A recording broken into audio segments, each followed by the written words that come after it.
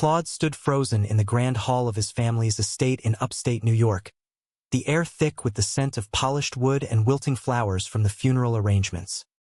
His heart pounded as his aunt leaned in close, her whisper sharp like a blade. "Keep that boy out of sight, Claude.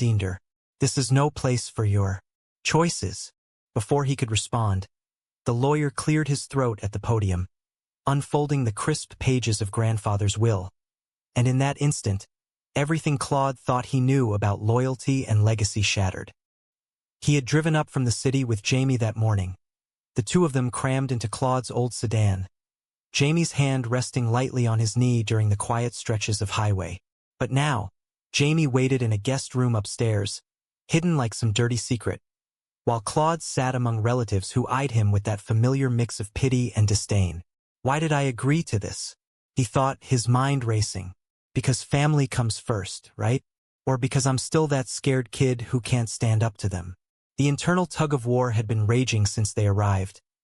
Part of him wanted to storm upstairs, grab Jamie, and parade him in front of everyone, declaring their love like a battle cry.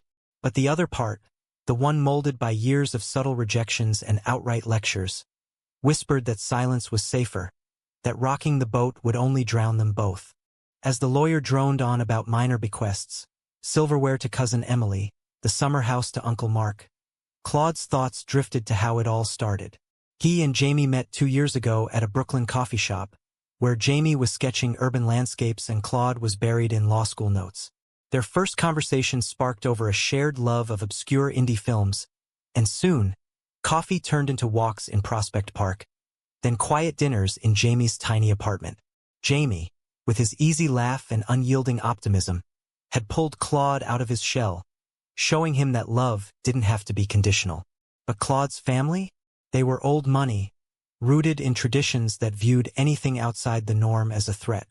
His parents had died young in a car accident, leaving him to be raised by grandfather, a stern patriarch who built his fortune in real estate and expected his heirs to uphold the family image: straight, successful, uncontroversial. Claude Harrington, the lawyer intoned, pulling Claude back to the present. "To my grandson, I leave the Manhattan penthouse and a trust fund of $5 million, on the condition that he continues the family legacy with integrity." Claude exhaled, relief washing over him. "See? It's fine. They don't know about Jamie, and now I can protect us both." But then the lawyer paused, adjusting his glasses. "However, the bulk of the estate, the company shares, the primary residence, and all remaining assets valued at over $50 million, shall go to James Rivera, provided he accepts the role of custodian for the Harrington Foundation." The room erupted in murmurs, chairs scraping as relatives turned to stare. James Rivera? Jamie? Claude's Jamie? His mind blanked, a roar in his ears drowning out the chaos. How did grandfather know? And why him? Claude's stomach twisted. Betrayal, confusion, anger colliding like storm clouds. He glanced at his aunt, her face pale with fury, and realized this wasn't just a gift. It was a bomb, detonating every carefully constructed wall in his life. "What have you done, grandfather?" Claude thought, his fists clenching. "You've outed us without a word, turned love into leverage." Upstairs, Jamie paced the guest room, checking his phone for the 10th time. He hadn't wanted to hide, but Claude had begged him, eyes pleading, "Just this once, for me." Jamie understood the pressure. His own family, immigrants from Puerto Rico, had disowned him when he came out at 18. But loving Claude meant navigating these minefields, swallowing pride to keep the peace. Now, hearing the commotion below, he wondered if this was the breaking point. Am I just a secret to him? Or does he fight for us when it counts? The doubt gnawed at him, a familiar ache from past relationships where he was always the one compromising.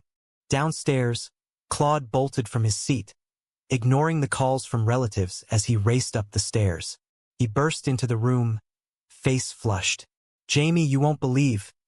But Jamie cut him off, arms crossed. "What?" "That I'm still your dirty little secret." The words hung heavy, and Claude felt the first crack in their foundation. This inheritance wasn't freedom. It was a curse, forcing choices neither was ready for. As they argued in hushed tones, Claude's mind screamed, "Is this worth it? Hiding to protect, or revealing to destroy?" The family pounded on the door, demanding answers, and Claude knew the real ceremony had just begun. The rest of the afternoon blurred into accusations and revelations. Aunt Lydia cornered Claude in the hallway. "Did you put him up to this? Tricking an old man on his deathbed?" Claude shook his head, still reeling. Grandfather had known. How? Private investigator? Or had Claude slipped up in one of their rare conversations? The thought made him sick. All those years pretending, and grandfather saw through it anyway. But why Jamie? Jamie, who had no ties to the family, no blood claim. It felt like a deliberate slap to the relatives who had kissed up for decades. Jamie, meanwhile, sat stunned as Claude explained the will. "Me? Why me?" His voice cracked. Part of him thrilled at the validation. Someone saw him as worthy, but the larger part recoiled. This money would change everything, paint a target on his back. And what about us? He wondered. Does this make me his equal or just another Harrington pawn? The internal conflict raged. Accept and risk resentment, or refuse and watch Claude's world crumble. The city lights blurred through the rain-streaked windows of their Brooklyn apartment, but Claude barely noticed, his mind trapped in the whirlwind of the previous day.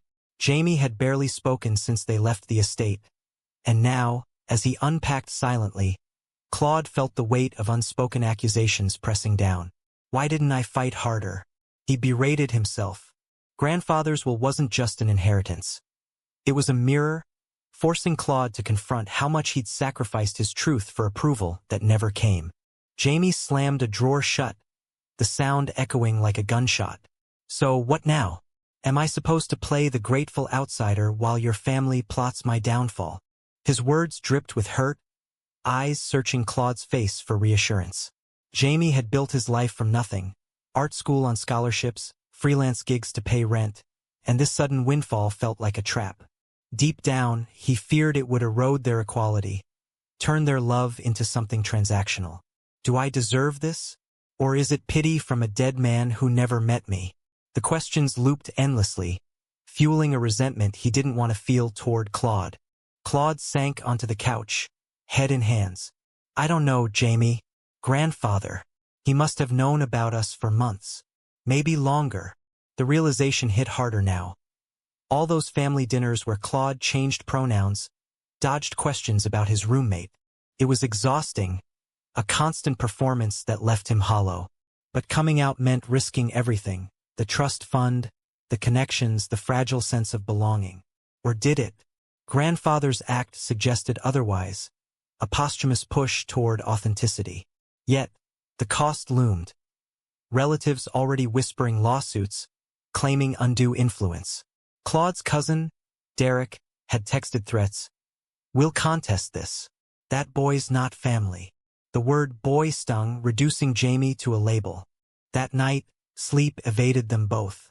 Claude lay awake, staring at the ceiling, replaying childhood memories. Grandfather's stern lectures on duty, his rare smiles when Claude excelled in school. But there were hints, a vague comment once about living your truth. Had he been testing me? Claude wondered. Or regretting his own silences? The internal storm intensified. By hiding Jamie, had Claude dishonored grandfather's final wish? The guilt coiled tighter, making every breath a struggle. Jamie, in the next room on the pull-out couch, they needed space tonight, fought his own demons. Growing up in a cramped apartment in the Bronx, he'd learned early that love came with conditions. His parents' rejection still burned. No son of mine. Claude had been his anchor, promising forever. But now, this will elevated Jamie. But at what price? Relatives would see him as a gold digger, Claude as manipulated. I can't let this define us, he thought. But refusing means hurting Claude. Accepting means inviting chaos. The dilemma tore at him, tears silent in the dark. The next morning, over coffee, the tension boiled over. "We need to talk to the lawyer," Claude said, voice steady despite the tremor inside. Jamie nodded, but his eyes flashed. "And say what? Thanks for the money." Sorry for existing? The sarcasm masked deeper fear, that Claude would choose family over him again. Their argument escalated, words like weapons. You've always hidden me, Jamie accused. Even now, with this proof, he accepted us. Claude shot back. It's not that simple. They're my blood. But inside, he crumbled. Is blood thicker than love? Or have I been fooling myself? They met the lawyer, Mr. Hargrove, in his midtown office, a sterile space of leather chairs and legal tomes. Your grandfather added this clause 6 months ago, Hargrove explained, sliding over documents. He mentioned meeting James briefly, said he reminded him of his younger self, full of potential. Claude's jaw dropped. Meeting? When? Then it clicked. Last spring at a charity event Claude hosted for the foundation. Jamie had attended as a friend, but grandfather had cornered them, chatting with Jamie about art. The old man had seen it all. Potential, Jamie echoed, bitterness creeping in. Potential for what? To upend a family? He felt exposed like a specimen under glass. Back home, the revelation sparked more introspection. Claude paced. Grandfather trusted Jamie more than me. Does that mean I'm the failure? The self-doubt festered, eroding his confidence. Jamie, meanwhile, researched the foundation online, a nonprofit for urban youth arts programs. It aligned with his passions, but accepting felt like stealing. What if I take it and lose Claude in the process? The fear gripped him heavier than before. Days blurred into strained routines. Claude buried himself in work at the law firm, avoiding calls from relatives. Each ring triggered panic.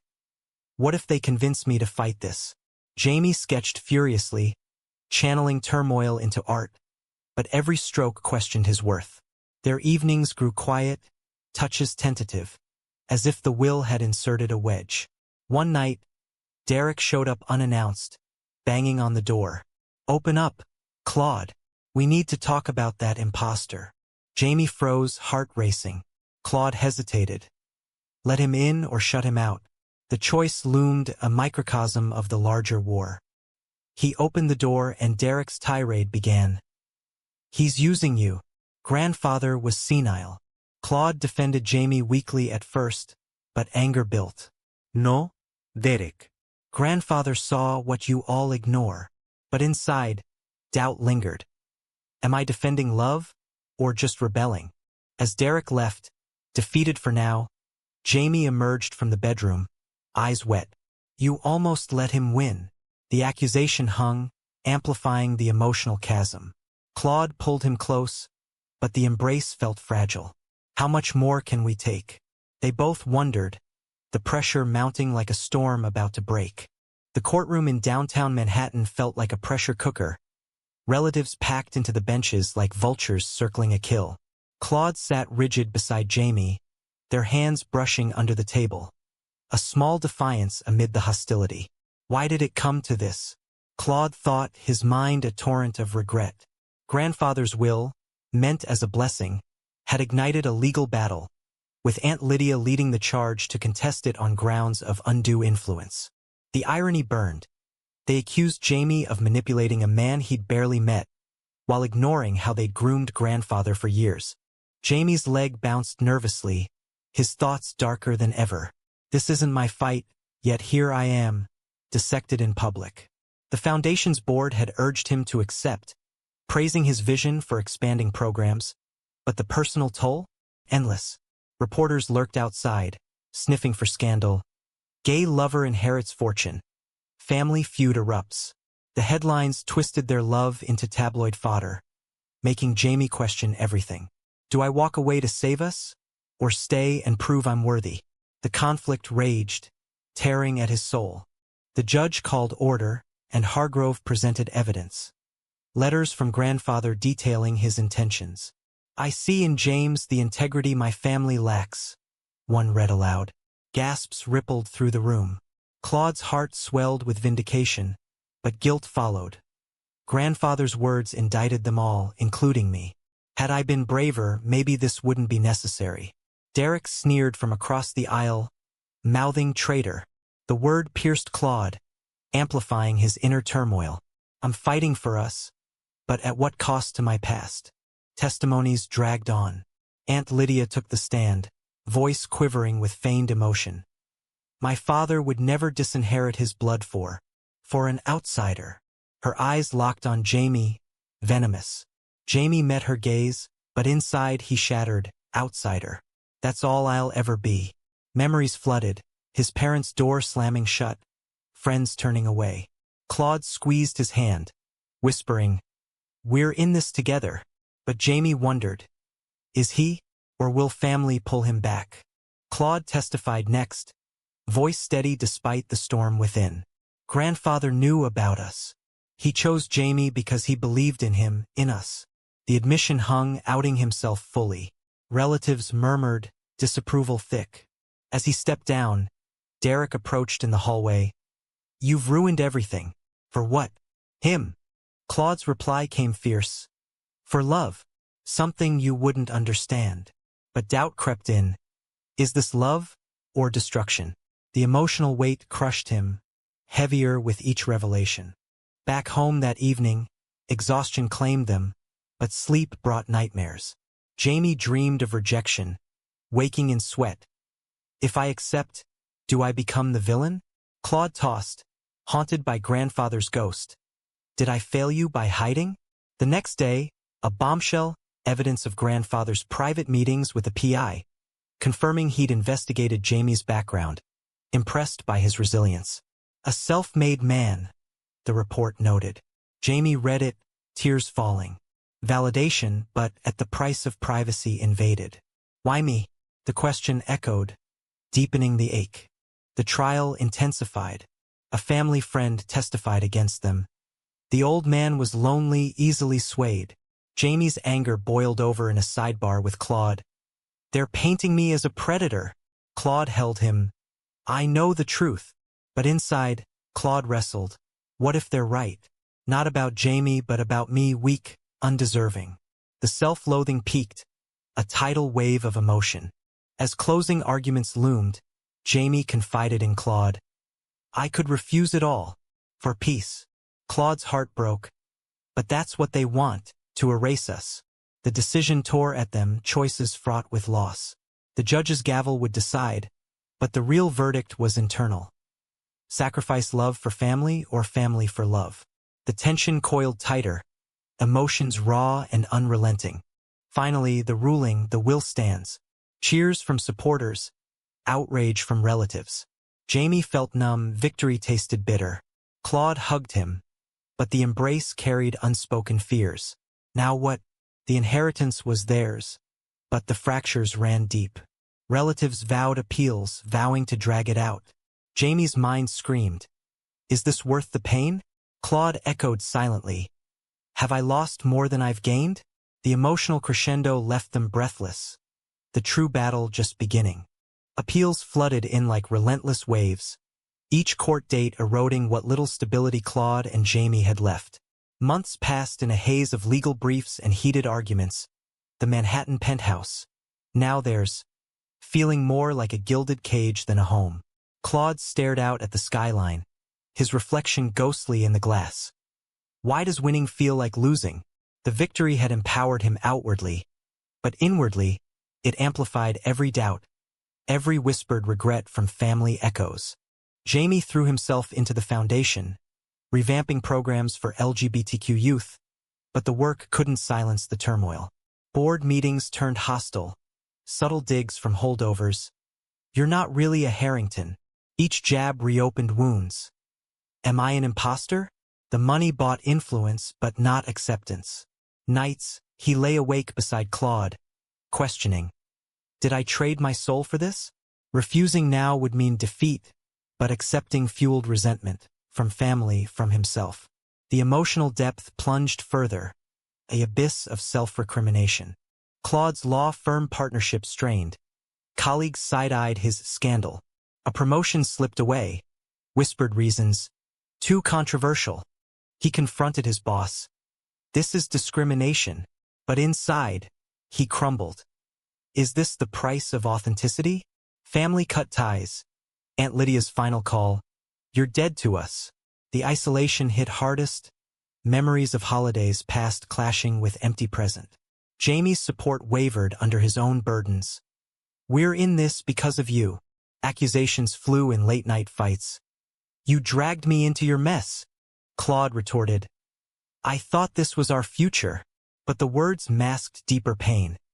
Have I destroyed him? The guilt consumed, heavier than any inheritance. A betrayal struck when Derek leaked stories to the press. Gold-digging lover Khan's dying man. Photos of them surfaced, intimate moments stolen. Jamie exploded. How could they? Claude, investigating, discovered a cousin's involvement. Confrontation at a neutral cafe. Why, Derek? We were family. Derek sneered. You chose him over us. The words echoed Claude's fears. Did I? The encounter left him shattered. Tears in the rain. Grandfather, was this your plan? To force me to choose? The emotional onslaught intensified, regret and rage intertwining. Jamie faced his own crossroads. A foundation donor pulled out, citing moral concerns. He confided in a mentor, maybe I should step down. But the kid's stories, teens like his younger self, kept him going. Yet, the toll on their relationship mounted. A quiet dinner turned explosive. You're never here, Jamie accused. Claude snapped. I'm fighting for us. Lies both knew. They were fighting shadows. Jamie's inner voice screamed. Walk away before it breaks you. Claude echoed. Let go to save him. The pain deepened, raw and visceral. Reconciliation attempts failed. Therapy sessions unearthed buried traumas. Claude's parental loss, Jamie's abandonment. We need space, Jamie suggested, voice breaking. Claude agreed, but the separation gutted him. Is this the end? Days alone amplified solitude. Family gone, love fracturing. Jamie crashed with a friend, doubting. Was our love real or circumstantial? The emotional nadir approached, despair absolute. A turning point. Claude found grandfather's journal, hidden in the estate. Entries revealed a secret. A lost love from youth. A man stifled by society. I won't let Claude repeat my mistakes. Tears flowed. He did this for me. For us. Sharing with Jamie sparked tentative healing. He saw us. But wounds lingered, trust fragile. As appeals dragged, they clung, emotions a maelstrom of hope and fear. The cost mounted, each day a battle against breakdown. Years ground on, the legal wars finally settling in their favor. But the victory rang hollow in the echo of shattered bonds. Claude and Jamie stood on the penthouse balcony. City hummed below, but the distance between them felt vast as the skyline. How did we survive? Claude pondered, his heart a labyrinth of scars. The foundation thrived under Jamie's lead, impacting lives. Yet each success reminded him of the trade-offs. Family estranged, privacy lost, love tested to breaking. Jamie gazed at the horizon, thoughts a whirlwind. We've built something, but at what ruin? Relatives' final disownment letter burned in memory. You've chosen your path. Acceptance brought power, but isolation too. He turned to Claude. Was it worth it? The question hung, encapsulating years of agony. Claude's reply choked. For us? Yes. But doubt persisted. Did we win, or just endure? The emotional intensity peaked, a crescendo of reflection and remorse. Flashbacks assaulted. Early joys eroded by trials, arguments that nearly ended them. Jamie's near walkout. I can't be your secret anymore. Claude's breakdown. I've lost everything but you. Reconciliation came slowly, therapy bridging gaps. But the pain etched permanent lines. Now, with stability, new conflicts arose. Public scrutiny, internal demons. Jamie confessed. Sometimes I resent the money. Claude nodded. It saved us, but cursed us too. The admissions deepened their bond, yet highlighted fractures. A final confrontation. Aunt Lydia, aged and alone, reached out. I was wrong, she admitted over coffee. Claude's heart wavered. Forgive, or hold the line? Jamie urged mercy. For your peace. But inside, Claude raged. Too late for apologies. The decision tore. Reconciliation meant validating past hurts. He chose distance. Some bridges burn. The choice liberated, but saddened. Am I becoming like them? Jamie supported, but questioned. Is unforgiveness poison? As they navigated life post-storm, growth emerged. Claude advocated for LGBTQ rights, channeling pain into purpose. Jamie expanded the foundation globally. Their love evolved stronger, scarred. Yet, nights brought whispers. What if we'd hidden forever, or fought sooner? The reflections haunted, emotions profound and unrelenting. In quiet moments, they held each other, acknowledging the journey's toll. We made it, Jamie murmured. Claude smiled faintly. But did we? The uncertainty lingered, a testament to their resilience. Grandfather's legacy lived, not in wealth, but in the truth it forced. Was grandfather right to impose his will from beyond the grave, forcing authenticity at the cost of family bonds?